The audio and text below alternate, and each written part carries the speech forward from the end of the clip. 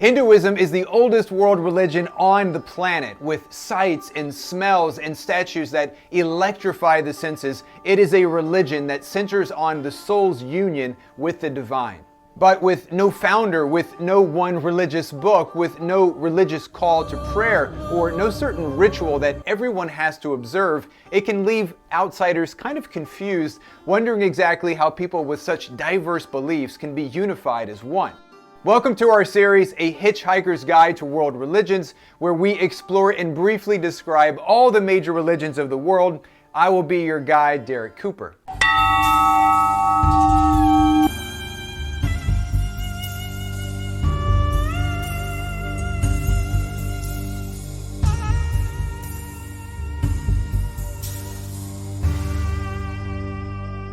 Our first stop as we hitchhike our way through world religions is Sanatana Dharma, or the eternal way, or the eternal religion. In terms of numbers, Hinduism is the third largest religion, with over 1.25 billion people calling it their faith of choice. That means that globally speaking, every fifth or sixth person that you meet is a Hindu.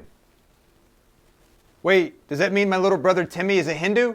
I had no idea. Hinduism emerged from India, which is possibly the most religiously abundant region in the entire world.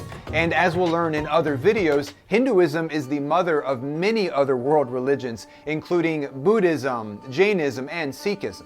Heck, Hinduism is so ancient that we don't know exactly who started it, and there are many layers of this religion that can easily give the impression that it's really an assortment of various religions rather than just one.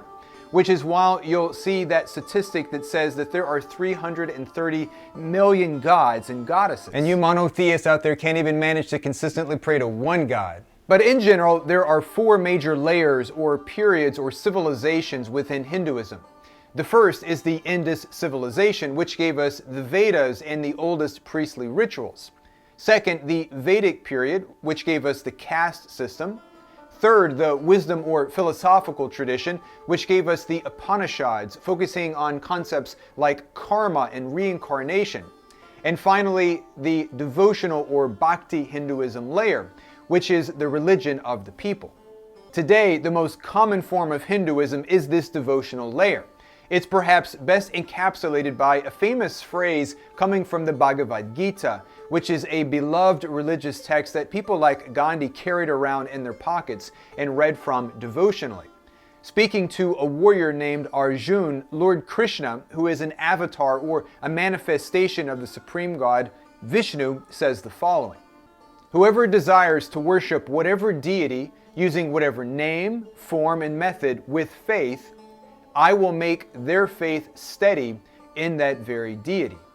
The meaning here is straightforward. All you have to do in this life is simply choose whatever God that you want to be devoted to, and then you simply have to be obedient to him or her or it. Who cares if this God is Jesus or Krishna or Allah or a planet or even a person, since each of these is simply a representation of the supreme true reality.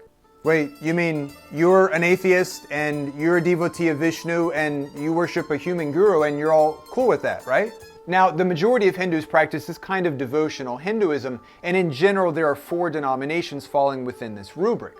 Vaishnavism, which emphasizes Vishnu as Lord; Shaivism, which emphasizes Shiva as supreme; Shaktism, which emphasizes goddesses like Parvati or Kali; and finally, Smartism, which emphasizes combining various deities, for instance, Ganesh.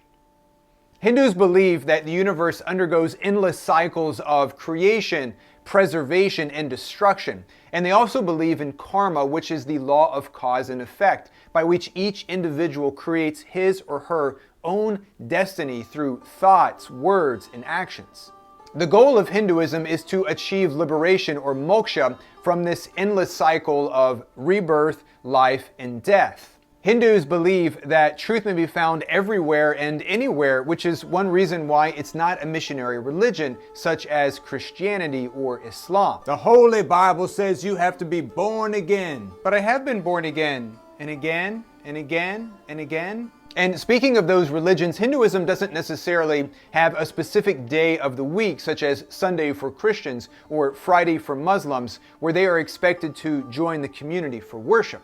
A primary worship practice called puja can be performed at home and without the aid of a priest, though there are of course countless Hindu shrines, each one catering to a specific god or sets of gods and goddesses.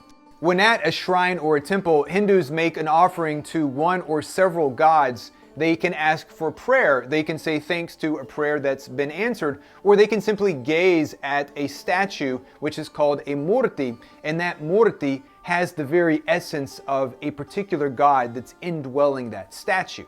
But this isn't necessarily the way all Hindus worship, and as we'll learn in the next video, probably the most famous Hindu of all time, the Buddha, took issue with many concepts in traditional Hinduism, and instead he pursued a path to religious freedom that was independent of gods and goddesses. But for that, we'll have to wait. If you enjoyed this video on Hinduism, please subscribe to our channel, smash the like button, and be sure to share this video with a friend. If you would like to learn more about Hinduism, I recommend my book, Christianity and World Religions, An Introduction to the World's Major Faiths, where you can learn more about all of the religions of the world, including Hinduism. I'll see you next time.